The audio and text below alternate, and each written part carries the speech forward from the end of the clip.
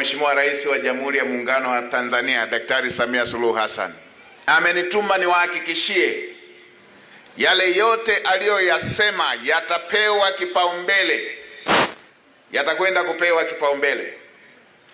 Mengine aliyasema yatatekelezwa ndani ya siku 100. Tayari utekelezaji wake umeanza. Huyu ni kiongozi ambaye akisema anatekeleza, na ushahidi huo tunao, na vitu alivyovifanya katika miaka takribani 4 na sehemu iliyopita inathibitisha hayo.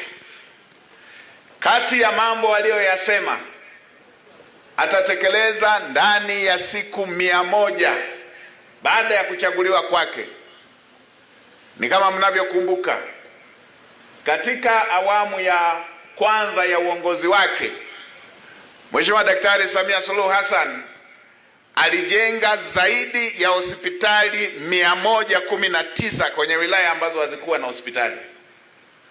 Alijenga zaidi ya vituo vya afya 640 kwenye kata za kimkakati na makao makuu ya tarafa zote za nchi hii ambazo zilikuwa bado hazina vituo vya afya, na alijenga zaidi ya zahanati 2800 kwenye vijiji ambavyo havikuwa na zahanati, na alijenga zaidi ya shule 2700 za msingi na zaidi ya shule 1300 za sekondari na zaidi ya madarasa 79,000 katika maeneo ambayo yalikuwa yanahitaji madarasa.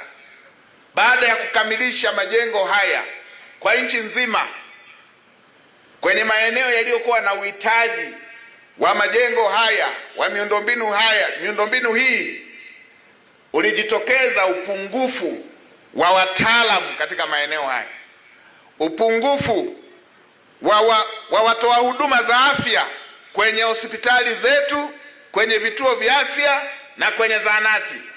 Mheshimiwa Rais akasema ndani ya siku 100 wataajiriwa watumishi wa afya, ndani ya siku 100 wataajiriwa walimu. Hivi tunavyoongea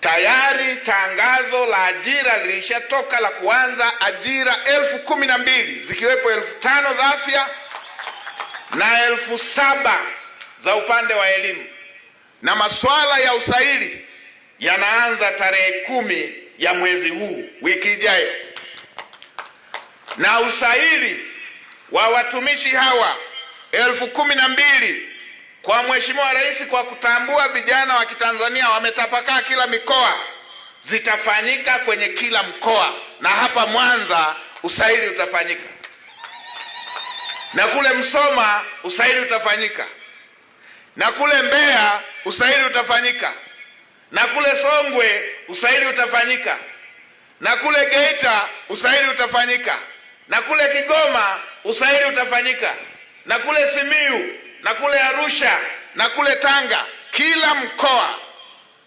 utafanyika usaili kwa ajili ya kuwapata watumishi hawa 12,000 ndani ya siku 100, na mpaka itakapofika Disemba 10, Januari 10, watumishi hawa watakuwa tayari kuripoti ofisini na kuanza kazi mara moja, kama Rais alivyoahidi wananchi wakati anapita kwenye kampeni.